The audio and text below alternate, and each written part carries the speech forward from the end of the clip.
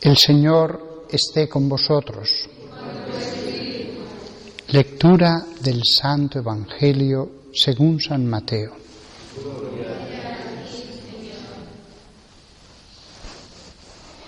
Jesús nació en Belén de Judá en tiempos del rey Herodes. Entonces unos magos de Oriente se presentaron en Jerusalén preguntando: ¿Dónde está el rey de los judíos que ha nacido? Porque hemos visto salir su estrella y venimos a adorarlo. Al enterarse el rey Herodes, se sobresaltó y todo Jerusalén con él. Convocó a los sumos pontífices y a los letrados del país y les preguntó dónde tenía que nacer el Mesías. Ellos le contestaron: en Belén de Judá, porque así lo ha escrito el profeta. Y tú, Belén, tierra de Judá, no eres ni mucho menos la última de las ciudades de Judá, pues de ti saldrá un jefe que será el pastor de mi pueblo Israel. Entonces Herodes llamó en secreto a los magos para que le precisaran el tiempo en que había aparecido la estrella, y los mandó a Belén diciéndoles: id y averiguad cuidadosamente qué hay del niño, y cuando lo encontréis avisadme para ir yo también a adorarlo. Ellos, después de oír al rey, se pusieron en camino, y de pronto la estrella que habían visto salir comenzó a guiarlos hasta que vino a pararse encima de donde estaba el niño. Al ver la estrella se llenaron de inmensa alegría. Entraron en la casa, vieron al niño con María, su madre, y cayendo de rodillas lo adoraron. Después, abriendo sus cofres, le ofrecieron regalos: oro, incienso y mirra. Y habiendo recibido en sueños un oráculo para que no volvieran a Herodes, se marcharon a su tierra por otro camino.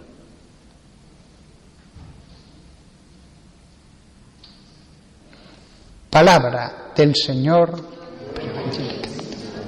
Leantor nostro delicta.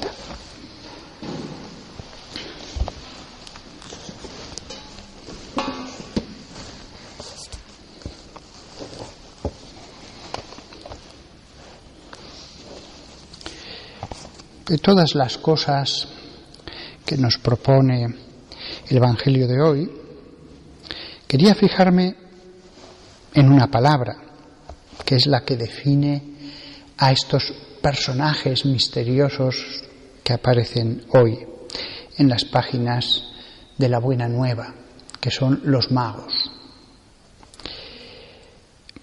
Se ha insistido en otros momentos en que eran reyes. En los países de habla anglosajona se les llama los sabios, pero el Evangelio no dice que fueran ni reyes ni sabios, tampoco excluye que fueran lo uno y lo otro. La única cosa que dice el texto canónico, en su lengua original, de estos personajes cuyo número tampoco precisa, es que eran magoi, magos. Y me ha parecido bien, por lo menos una vez en la vida, el exponer un poco cuál era la realidad de estos magos en ese tiempo y los anteriores. Vienen de Oriente, además, y sabemos sobre las cortes de los grandes reyes del Imperio Babilónico y después asirio. Los magos normalmente eran personas muy versadas en astronomía y astrología. Primero en astronomía. Curiosamente, los babilónicos conocían el cielo de un modo impresionante para un hombre del siglo XXI. En nuestros cielos las estrellas prácticamente no aparecen. Y cuando nos alejamos de una ciudad vemos algunas pocas. Pero yo que he crecido en Barbastro, Huesca, en los años 70, apenas había luz cuando te alejabas un par de kilómetros. el cielo era espectacular. Se veía perfectamente la Vía Láctea. Y aquellos hombres sin televisión, sin libros que leer por la noche, pues se tumbaban a la entrada de la casa o en la terraza de arriba si hacía calor y miraban el cielo. De manera que cualquier campesino se conocía muy bien el firmamento, hasta el punto de que los marinos se orientaban solo con eso, si la noche era oscura y se veían bien las estrellas, lo cual requiere un conocimiento impresionante. Conocían perfectamente los planetas. Hoy día, es algo impensable que un hombre llegue entre todos los puntitos a ver cuáles son los que no se mueven con el resto de la bóveda. Y el firmamento no tenía para ellos secretos. Si no me equivoco, de esto no estoy seguro, creo que incluso ellos predecían los eclipses. De este conocimiento de la astronomía nace un afán que ha acompañado a muy distintos pueblos. Cuando uno ve ese espectáculo maravilloso del firmamento en la noche, inmediatamente surge el afán de decir: ¿no habrá algún mensaje más profundo en esas estrellas? Si te dan una página en blanco con puntos y la estás mirando continuamente, te entran ganas de hacer líneas entre los puntos. Te entran ganas al final, una vez que tienes esas líneas, esas constelaciones, y les pones unos nombres. Los nombres sugieren otras cosas, bien sean los nombres de las constelaciones chinas, la constelación del dragón, etcétera, como la de las latinas, al final los mismos nombres te sugieren cosas. Entonces es fácil dar el paso de la astronomía, los astros, a la astrología, querer ver allí cosas escritas, el futuro concretamente. Por un lado, los magos solían ser astrónomos y astrólogos. Otros eran más bien ocultistas. Se dedicaban a cosas que tenían que ver con la brujería. Otros con la hechicería. Solo querían cosas buenas. Otros se dedicaban más bien a la interpretación para adivinar. Todos los tipos de adivinación que vemos hoy día existían ya en la antigüedad con otros materiales. No tenían las cartas del tarot o los pozos del café, usaban otras cosas. Unos pueblos tirando huesos, otros pueblos con otros objetos. Pero en el fondo esto es lo que englobaba la palabra mago. Astrología, adivinación por otros medios, hechicería si hacían fórmulas para hacer el bien, brujería si era para hacer el mal. Y podríamos decir una quinta cosa, la invocación de los muertos, o de los espíritus. Ahora sabemos que eran demonios. Tratar de contactar para que nos digan. A esto se podía añadir otro elemento, que no es que fuera un campo distinto, sino otro elemento, y es que sí que podía haber algunas personas que pudieran tener algún don, que era fácil impurificarlo por todos estos campos. Era fácil que si alguien tenía un don, por ejemplo, Balaam, en el libro de Números, deja muy claro el texto, Números no, me he equivocado, Génesis. Queda muy claro que él tenía un don. Y, ahora estoy dudando, es Números, sí, donde aparece Balaam. Queda muy claro que tenía un don, aunque él mismo no era una persona muy perfecta, era codicioso, dirá después el Nuevo Testamento en una de las cartas.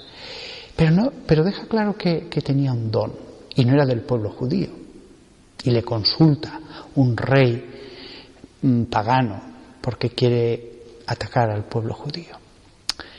Como veis, los magos siempre han sido esto, y la única duda que hay es que hay unos que son charlatanes y ni ellos se lo creen, otros que pueden tener un don, los menos, y otros que en el contacto con los malos espíritus sí que pudieran, digámoslo así, tener un don que en realidad era lo que les inspiraban los malos espíritus. Por eso la palabra magos no es una palabra realmente mala en el sentido que lo usa el Evangelio. Simplemente se dedicaban a alguno de estos campos. Este tipo de personas, los magos, formaban un grupo de personas alrededor de los reyes de vital importancia para el gobierno de un reino. Todos los reyes de Oriente tenían este tipo de magos. Incluso los romanos tenían sus propios adivinos, sus arúspices, etc. Al lado de los celtas estaban los druidas, hasta los griegos solían tener oráculos y personajes así. Estos magos acababan teniendo un grandísimo poder político porque aconsejaban al rey. Y es verdad que la razón, sus generales, sus ministros, les podían hablar con el lenguaje de lo que es conveniente, pero los magos apelaban a sus dones, a sus técnicas para hablar en un sentido que ellos consideraban superior. Ahora que hemos visto el panorama de lo que era ser un mago, como os dais cuenta, alguna vez podía aparecer entre ellos una persona honesta que tenía un don.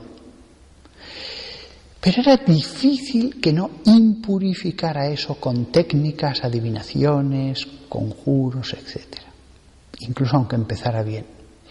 No descartamos que hubiera entre ellos algunos que, como Balaam, tenían un don.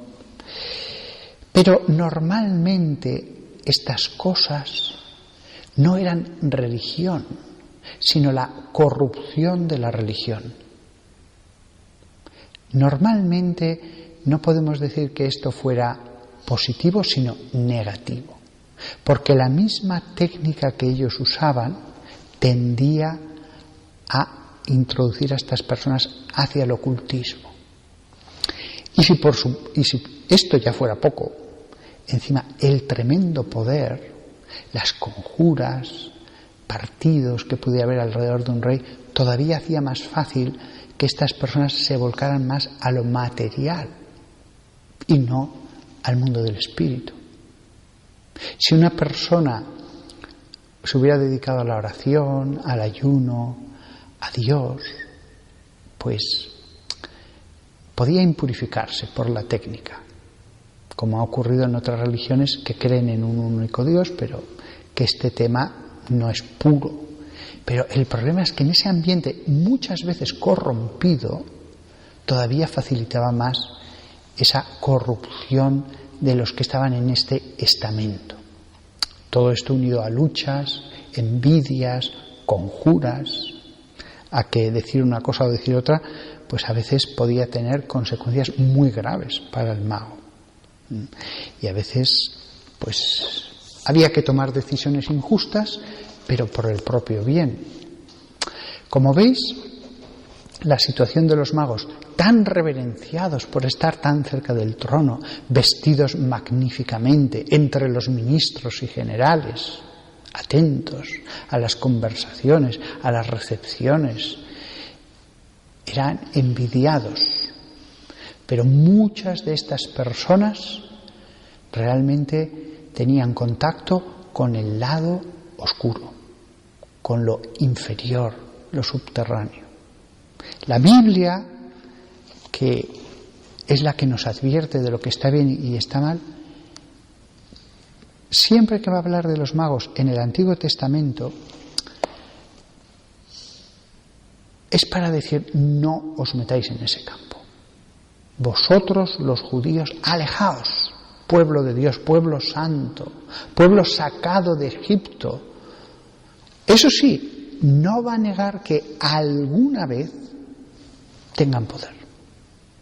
Y así lo afirma expresamente, no solo de Balaam, sino de los magos de Egipto alrededor del faraón. No podían detener las plagas, pero sí que hicieron signos ante el faraón que la Biblia expresamente advierte de cómo bastó ver actuaciones de poder de sus magos para decir: entonces lo otro es magia, y entonces es una lucha de magos contra magos, y los míos son muy buenos, no me voy a dejar arredrar.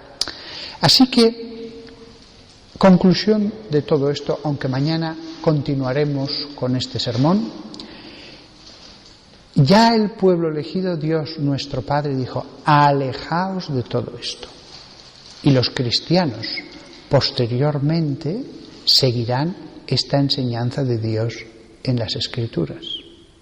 Y esa enseñanza vale para hoy día. Hay que tomar todo esto en bloque y decir: nosotros somos cristianos. Pero sobre este punto profundizaré más mañana.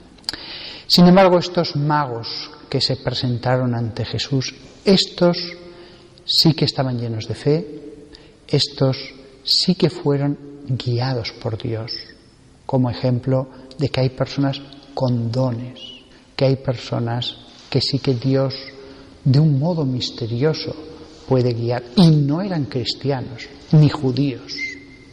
Que estos hombres misteriosos que fueron los magos venidos de Oriente nos acompañen hoy en esta Eucaristía cerca del altar, para que también nosotros nos beneficiemos de ver a Jesús entre nosotros.